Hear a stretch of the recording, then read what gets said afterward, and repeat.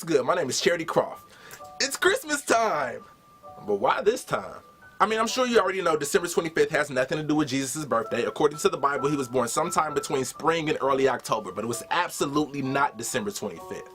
So then what is the reason for the season? Well, I'm glad you asked. It's most likely because in the year 336, the Roman Emperor Constantine was trying to do away with paganism and really make Christianity a thing.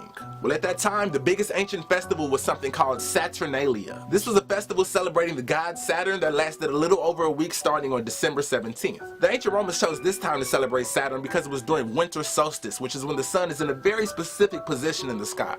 Now, we won't get too far into that, but listen, once you learn why Saturday is named after Saturn and why Sunday is named after the sun, and notice how most religious activities take place on one of those 2 days, a lot of things will start making sense to you. Anyway, so Constantine thought, since everybody's already celebrating at this time, I can just make this the day that we celebrate Jesus, and the whole world can make a much easier transition to Christianity. You gotta realize that at this time, most people worshiped multiple deities and were so-called pagans. Well, since Constantine and the Council of Nicaea were hell-bent on making Christianity the most powerful religion on earth, they just slapped their holidays on top of pagan holidays so the people could convert easier. Side note, the reason why Easter is always celebrated on a different day every year is because it's always the Sunday after the first full moon of the vernal equinox. Super pagan, nothing to do with Jesus' resurrection, nothing. Anywho, Christmas trees were used to decorate Saturnian temples, mistletoe was used by ancient druids because they believe it had mystical powers, and presents were given during winter solstice to celebrate the spring to come. Pagan, pagan, pagan!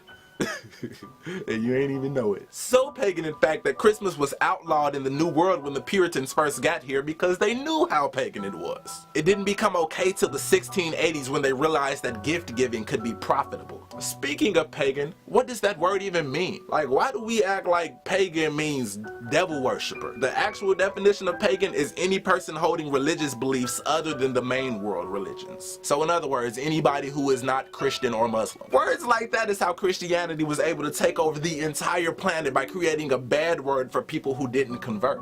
He is pagan! Kill him! Back to Christmas.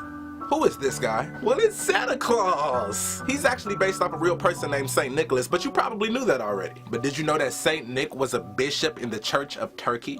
He anonymously gave 3 bags of gold to a poor family, and after that everybody just made up this legend about anonymous gifts coming from a guy named St. Nicholas, and Santa Claus was born. Now he lives in the North Pole even though he's from the Middle East. So that means that originally Santa Claus's gift giving was a noble act of helping the poor. But in the 1800s, companies found that it was far more profitable to make it about little kids, because of course people buy gifts for kids before they buy them for poor people, and so companies like Macy's started using Santa's name to make Christmas into a corporate capitalist fiasco. But here is the biggest point of this video. In America alone, we spend more than $465 billion on Christmas presents every year. Those are gifts for one day, $465 billion.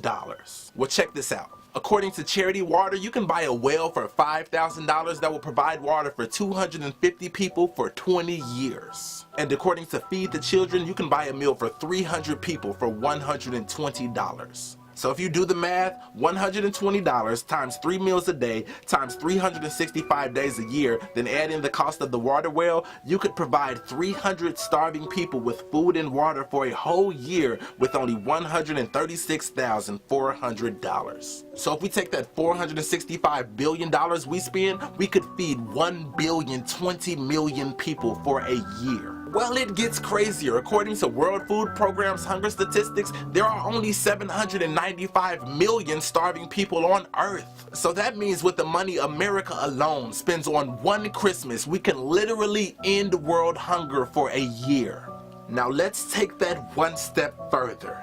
If we just did away with the entire gift-giving part of Christmas, and every year we use the same money that we would have spent on presents to instead feed the poor, there would be no such thing as hunger, and the entire world would have food. Merry Christmas. I love you.